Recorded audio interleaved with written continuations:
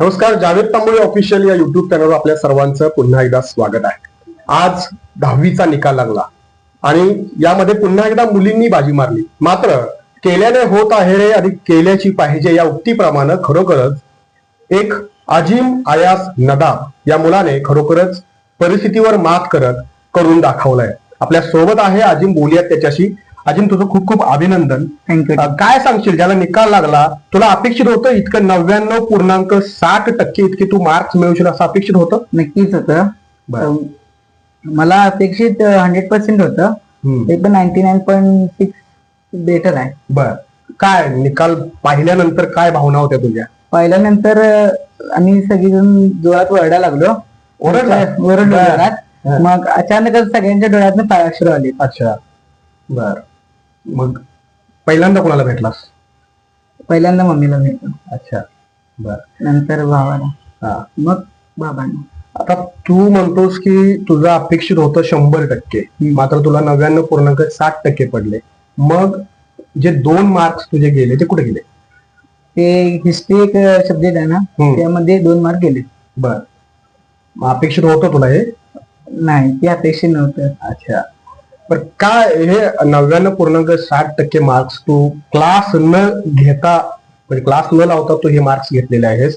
तुला वाटलं नाही क्लास लावायला पाहिजे? कारण अशी मानसिकता असते की क्लास लावायला पाहिजे, क्लास लावल्यानंतरच मार्क्स जास्त मिळतात. तू क्लास न लावता हे मार्क्स मिळवलेत का? तू क्लास का नाही लावलास?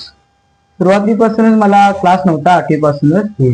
कारण का माझं असं मत आहे की क्लास लावायची विद्यार्थ्यांना काही गरज नाही आहे. बर, जे समजा आपल्या शाळा व्यवस्थित असली, म्हणजे शिक्षक व्यवस्थित असले, तर आपलं सगळं शाळेतच होऊन जातं. बर. मला आधीपासून क्लासची काही गरज लागली नाही. सगळं जे करायचं मी सगळं माझ्या सेल्फ स्टडीवर करायचो. 10वीचे शिक्षक आमचे तर खूप चांगले होते, सगळं शाळेतच करून घ्यायचे. त्यामुळे मी घरी येऊन पण माझं सेल्फ स्टडीज करायचं फक्त.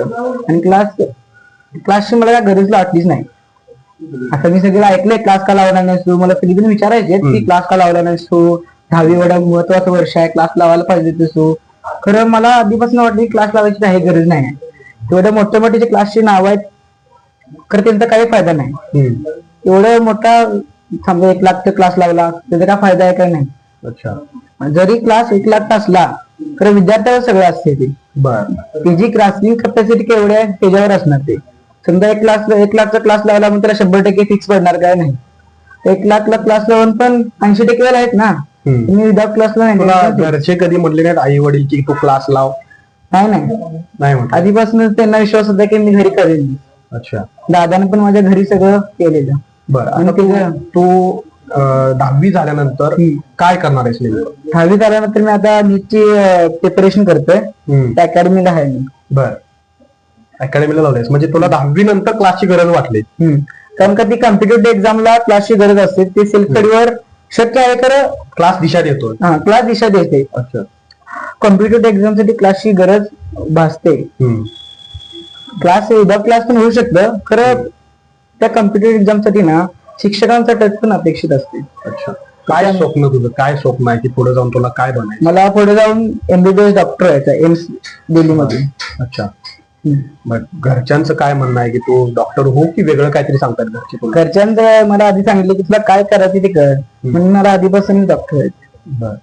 अभ्यास किती वेळ करत होतास? तू क्लास तर लावलेला नाहीस, मग अभ्यास किती वेळ करत होतास? परीक्षेच्या काळात कशा पद्धतीने तू नियोजन केलास? आता जे 9वीला मुलं जे आता 10वीला गेलेले आहेत, त्यांना सुद्धा ते खूप महत्वाचं असेल, तू काय सांगशील? आमचे क्लास एप्रिल पासून सुरू होते. म्हणजे त्या पहिल्या दिवसापासून मी आज अभ्यास सुरू केलेला. पहिल्या दिवसापासून सुरुवातीपासून मी 3 तास स्टडी करायचो. पहिला 1 तास, पहिला पण 1 तास अभ्यास करायचो. नंतर मग थोडा वाढत 3 तास केला. मग ते शाळेत जे होमवर्क द्यायची सगळं पूर्ण करायचो आणि मला वाटलं ती माझी सेल्फ स्टडी करायचो. 3 तास केला. मग ते शाळेत जे होमवर्क द्यायची सगळं पूर्ण करायचो आणि मला वाटलं ती माझी सेल्फ स्टडी करायचो. जी शाळा सुरू झाली ती सकाळी 10 ते संध्याकाळी 6 पर्यंत असायचं. मग 6 ते 8 मी होमवर्क दिलेलं करायचो. 8 ते रात्री 11 पर्यंत मी माझा बोर्डाचा वेगळा अभ्यास करायचो. शाळेच्या व्यतिरिक्त शाळेमध्ये सिलेबस वेगळा, ते माझा वेगळा सिलेबस होता.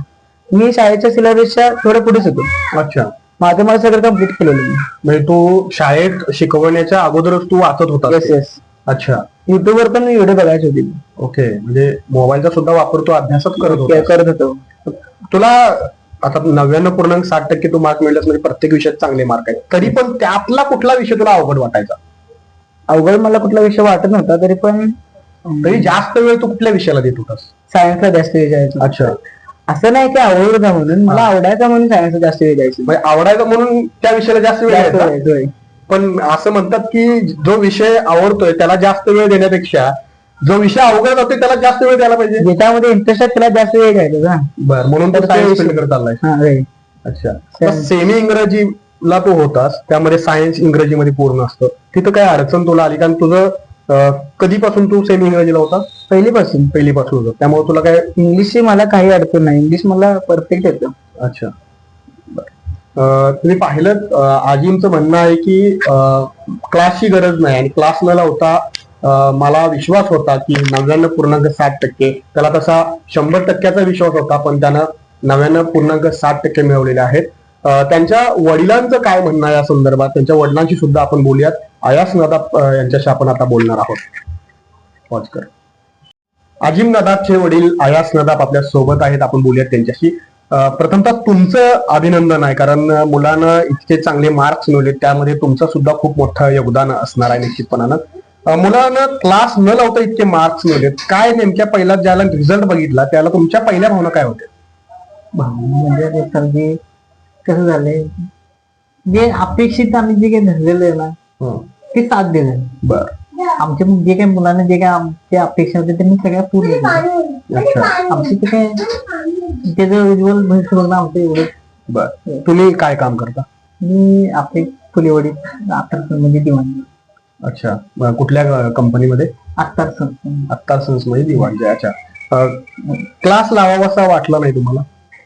क्लास लावायची खूप इच्छा असते. कुठल्याही 10वीचा विद्यार्थी असला तर त्याची पालकांची अपेक्षा असते की त्यांना चांगला क्लास लावा. तर आपली जरा थोडीफार परिस्थिती जरा हे असल्यामुळे, आणि माझ्या पोरांनी असं काही इन्सिस्ट केलं नाही की बाबा मला ते क्लास लावायलाच पाहिजे. बरोबर बरोबर. ती पोरं आपली समजदार होती, त्यामुळे त्यांनी काही फोर्स केलं नाही, आणि उलट त्यांनी घरी बसून सगळा अभ्यास केला. अच्छा, मी त्यांचं हे करतो, माझ्या पोरगाने सगळे हे केले.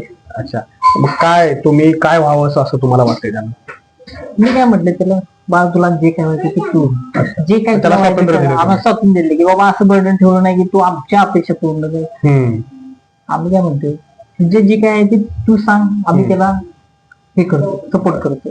अच्छा, आता अजिमचं तर म्हणणं आहे की त्याला एमबीबीएस डॉक्टर व्हायचं आहे. मग आता एमबीबीएस डॉक्टर होण्यासाठी ती तयारी तर त्याने सुरू केलेली आहे. पुढे जाऊन तो चांगल्या पद्धतीने नीट मध्ये मार्क्स सुद्धा मिळवेल, आणि कशा पद्धतीने तुम्ही त्याला सगळे सपोर्ट करा? शेवटी काही पालक जे काय आपलं जे काय पाल्य आहे ना, जे काय म्हणणार ते आम्ही त्याला यशच म्हणणार. कारण आत्ताच्या आम्ही थोडं आउटडेटेड होतो, आणि ते आत्ताची त्यांना जे काही माहिती आहे त्याची त्यांना पूर्ण माहिती आहे. ज्यांना एवढं आपलं शिक्षण आहे त्यांना पुढचं नियोजन काय करायचं ते पूर्ण त्यांनी नियोजन करून ठेवलेलं आहे. फक्त ते आपण त्यांना साथ द्यायची, तू जे काय पाहिजे ते आम्ही तुम्हाला करतो.